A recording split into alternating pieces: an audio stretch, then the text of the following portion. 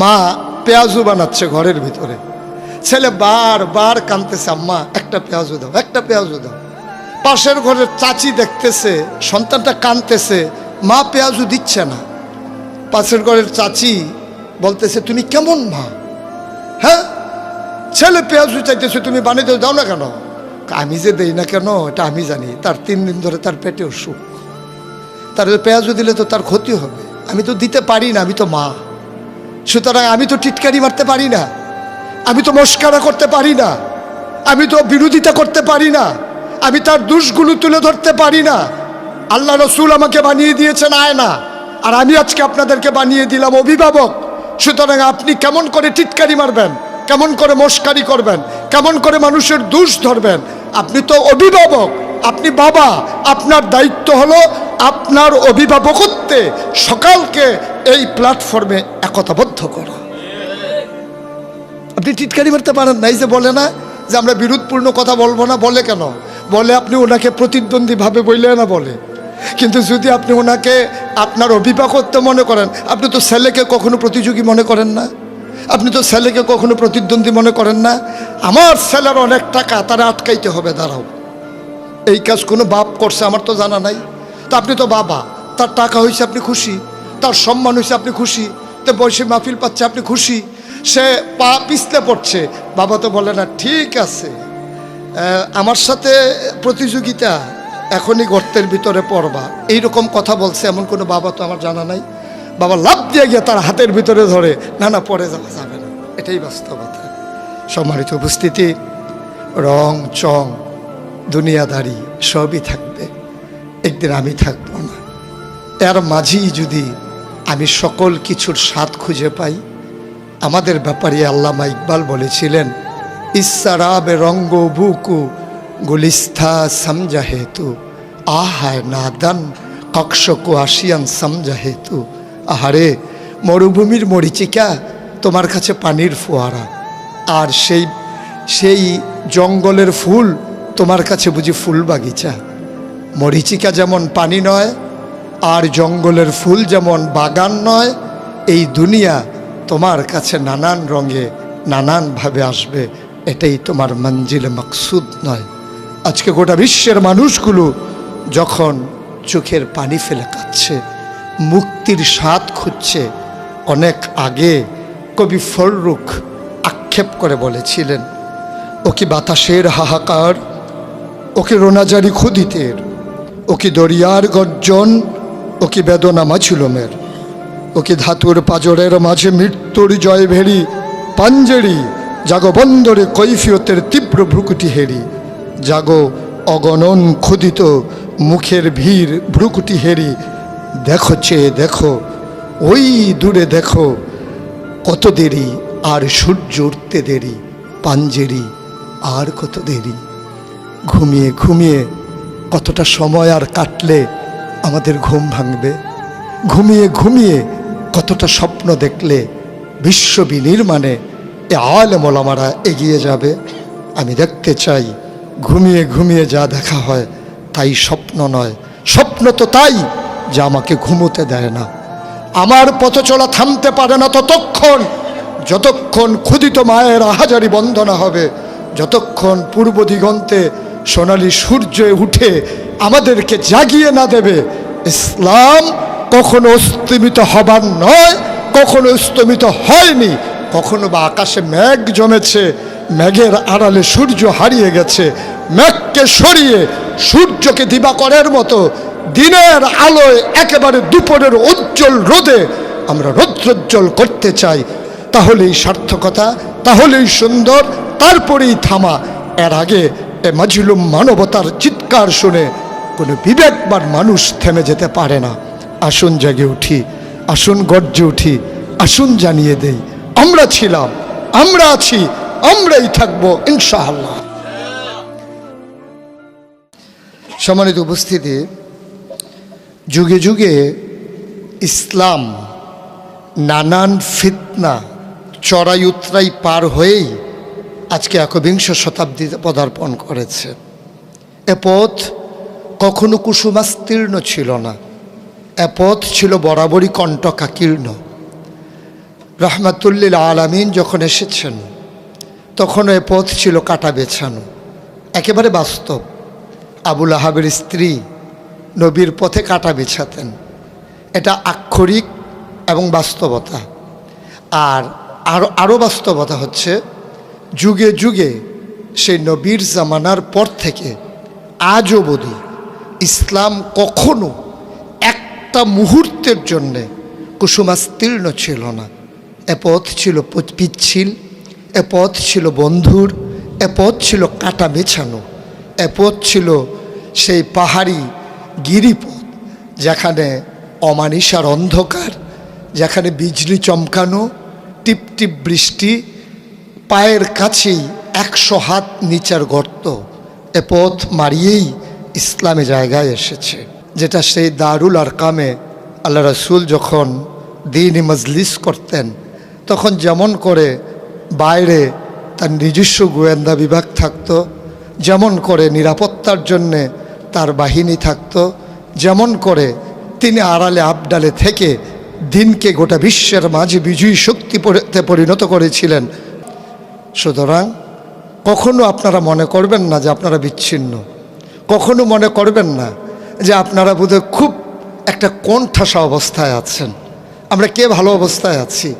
আমরা তো রাস্তায় বের হলে অপেক্ষায় থাকি গাড়িতে কখন চেক দিয়ে আমাদেরকে নামিয়ে ফেলবে, ড্রাইভারকে বলবে যে বাসায় চলে যাও। আমরা তো সেই অপেক্ষায় থাকি কখন মঞ্চ থেকে আমাদেরকে নামিয়ে দেওয়া হবে, আমাদের কথাগুলো শুনতে দেওয়া হবে না। সুতরাং সবার জন্য এ পথ কণ্টকাকীর্ণ, এবং এ পথে যারা ধীরে দৃঢ়তার সাথে, আমি দুইটা শব্দ উচ্চারণ করেছি, ধীরে কিন্তু দৃঢ়তার সাথে এগিয়ে যায় তারাই সফল কাম হয়। তাদের ব্যাপারেই বলেছেন ওয়ালা তাহিনু ওয়ালা তাহজানু ওয়া আনতুমুল আ'লাউনা ইন কুনতুম মুমিনিন। আমরা তো সেই সূত্রেই বিশ্বাসী।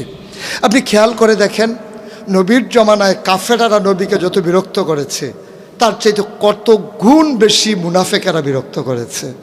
আপনি দেখেন আবু বকরের জামানায় সেই যারা সবচেয়ে বেশি বিরক্ত করেছে ওরা কারা? যারা জাকাত দিতে অস্বীকার করেছিল, যারা জাকাত দিয়েছিল সব সময়। ওরা কারা? যারা মিথ্যে নবুয়তের দাবিদার ছিল।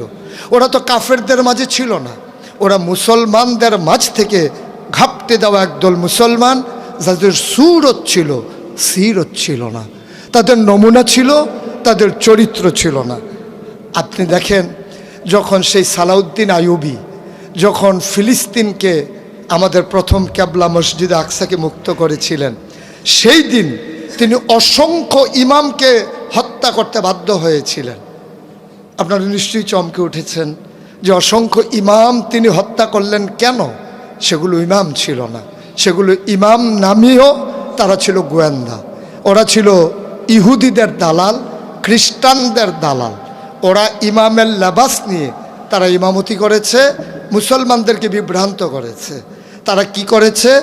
ইসলামের মৌলিক শিক্ষা থেকে মুসলমানদেরকে ওই খুতবার আসিনে বসে, মিম্বারে বসে তারা ইচ্ছাকৃত পরিকল্পিতভাবে, আপনি ইসলামের কথা বলা যত সহজ, লেবাস নিয়ে ইসলামের বিরোধিতা করা কিন্তু কঠিন, কিন্তু তারা সেই কঠিন কাজটা করেছে।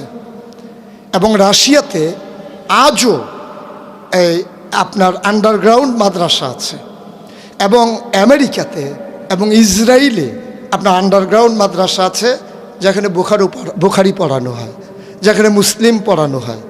দেখতে বিরাট হুজুর, ওনাদের যেই সুরত, যে লম্বা পাঞ্জাবি, পাগড়ি, দাড়ি, ওনারা তো বিরাট বিরাট বড় হুজুর, কিন্তু ইসলামের দুশ্মন।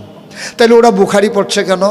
ওরা ইসলাম মানার জন্য না, ইসলামের যারা অনুসারী তাদেরকে বিভ্রান্ত করার জন্য। যুগে যুগে তাই হয়েছে। ইসলামের অনুসারীরা হয়তো মোল্লা নাজিম যেটা বলেছে, আমরা হয়তো ব্যক্তিত্বকে প্রকাশ করতে গিয়ে নিজের রুটি রুজিকে একটু বেশি করে প্রশস্ত করার জন্যে হয়তো নিজেদেরকে অনেকখানি জাহির করি, অনেক জায়গায় হয়তো কথা বলে ফেলি, অনেক জায়গায় হয়তো নিজেদেরকে লোভ লালসা কাজ করে। কিন্তু পরিকল্পিতভাবে এই এই হল রুমে যারা আছেন, একজন লোক পরিকল্পিতভাবে ইসলামের বিরোধিতা করেন, সবাই বিশ্বাস করুক, আমি করি না। একজন লোক এখানে নাই যে আপনি ঠান্ডা মাথায় ইসলামের মূল কেটে দিচ্ছেন, একজনও নেই। কিন্তু যারা ইসলামের লেবাসদারি, মুসলমান যদি তার মৌলিকত্বে ফিরে আসে, আপনি বিশ্বাস করুন একেবারে ছোট্ট বাচ্চা থেকে অবলা নারী পর্যন্ত তাদেরকে ঘরের ভিতরে আটকে রাখা যাবে না, যদি মৌলিকত্ব তাদের মাঝে জাগিয়ে দেওয়া যায়। কিন্তু আমরা এই মৌলিকত্ব যেন জেগে উঠতে না পারে, এজন্য সকল আয়োজন, তোমার সকল আয়োজন আমার ধ্বংসের কারণ, তোমার সকল আয়োজন আমার ধ্বংসের কারণ। তোমার সকল আয়োজন, রাজনীতি, অর্থনীতি, ব্যক্তিজীবন, মাহফিল, মসজিদ, মক্তব, যেটা হিফজুর রহমান ভাই বলেছেন, লাখেরাজ সম্পত্তি ছিল লাখে লাখে একর, এইগুলোর উপরে ভিত্তি করে মসজিদগুলো চলতো, এগুলোর উপরে ভিত্তি করে মাদ্রাসাগুলো চলতো। সেই সালাউদ্দিন আইয়ুবীর জামানায় ইমামেরা যেমন মসজিদে মিম্বারে কথা বলতে একরকম, তাদের চালচলন ছিল আরেক রকম। তারা জেহাদ থেকে মানুষকে বিমুখ করে দিয়েছিল। তারা বলেছিল জেহাদ কোনো রাষ্ট্রের কাজ, এটা কোনো ব্যক্তির কাজ নয়। আজও বাংলাদেশে অনেক পীর মাশায়েখ, অনেক আলেম ওলামার কণ্ঠে ভরা ময়দানে হাজারো জনতার সামনে আমি নিজের কানে শুনেছি যে জেহাদ হচ্ছে ফরজে কেফায়া, এটা রাষ্ট্রের পক্ষ থেকে যখন ঘোষণা আসবে তখনই শুধু করা যাবে, নাইলে বেঈমান হয়েও মারা যাওয়ার সম্ভাবনা আছে। আজকে এভাবে ওয়াহাবি সুন্নি এ দ্বন্দ্ব তৈরি করে দেওয়া হয়েছে কেন? ওলামায়ে কেরাম যেন এক হতে না পারে। সুতরাং আমি আপনাদের কাছে যে কথাটা বলতে চাই, আমাদেরকে প্র্যাকটিসিং মুসলিম হওয়া লাগবে। আমরা কথা দিয়ে কাউকেই বোঝানোর দরকার নাই। কথার চাইতে কাজ যে কত বেশি ওজন, কথার চাইতে কাজের ওজন যে কত বেশি আপনাদের বাস্তবেই প্রমাণ পাবেন। কথার দরকার নাই, আপনি প্রমাণ দিয়ে দেন কাজে। আপনার আচরণ ভালো হওয়া দরকার, সারাদিন ওয়াজের কি দরকার, আপনি আচরণ ভালো করে ফেলেন, তাহলেই তো হয়। এটাকে বলে প্র্যাকটিসিং মুসলিম। আমরা কিন্তু থিওরিক্যাল মুসলিম, আমরা সুরতে মুসলিম, সিরতে আমরা ইসলাম থেকে অনেক দূরে। আমরা প্র্যাকটিসিং মুসলিম হই, দেখবেন সবাই আমাদের কাছে চলে আসবে। একটা কথা আপনারা মর্মে মর্মে উপলব্ধি করেন কিনা আমি জানি না। আল্লাহর এক বুজুর্গ বলেছিলেন, মান আরাফা নফসাহু ফাকাদ আরাফা রাব্বাহু, যে তার নিজেকে চিনেছে সে তার আল্লাহকে চিনেছে। এখন আমরা কি নিজেকে চিনেছি? আমরা কি বিশ্বাস করি এই ময়দানে এখন যারা আছেন আপনারাই যে ব্রাহ্মণবাড়িয়া আলেমদের অভিভাবক, এই চিন্তাটা আপনাদের মাথায় আসছে কিনা এটা দৃঢ়মূল বদ্ধ ধারণা থাকা লাগবে। আমি মনে করি মঞ্চে সামনে এখানে যারা আছেন আপনারাই ব্রাহ্মণবাড়িয়া, গোটা ব্রাহ্মণবাড়িয়া আপনারা আলেমদের অভিভাবক। এই জায়গাটাতে যদি আপনি নিজেকে বসাতে পারেন তখন কি হবে জানেন? অভিভাবক মানে মনে করেন বাবা, তো বাবার 5টা সন্তান থাকে, একটা বখাটে, একটা দুষ্ট, একটা নেশা করে, একটা পড়ালেখায় অমনোযোগী। বাবার কিন্তু সবসময় চেষ্টা থাকে 5টা ছেলেকে কিভাবে মানুষের মতো মানুষ করা যায়। তো আপনি যদি ব্রাহ্মণবাড়িয়ার অভিভাবক হন, কেউ আপনাকে বিরক্ত করবে, কেউ দুষ্টামি করবে, কেউ ইসলাম নিয়ে কটাক্ষ করবে, কেউ ইসলামী আন্দোলন নিয়ে মস্কারা করবে।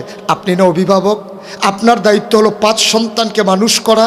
তাহলে এখানে সুন্নি থাকবে, এখানে কওমি থাকবে, সবাইকে অভিভাবকত্বের জায়গায় থেকে তাদেরকে মূল ধারায় ফিরিয়ে আনা, এইটাই যদি বাবার কাজ হয় তাহলে এই কাজ আপনার, আমার, আমাদের।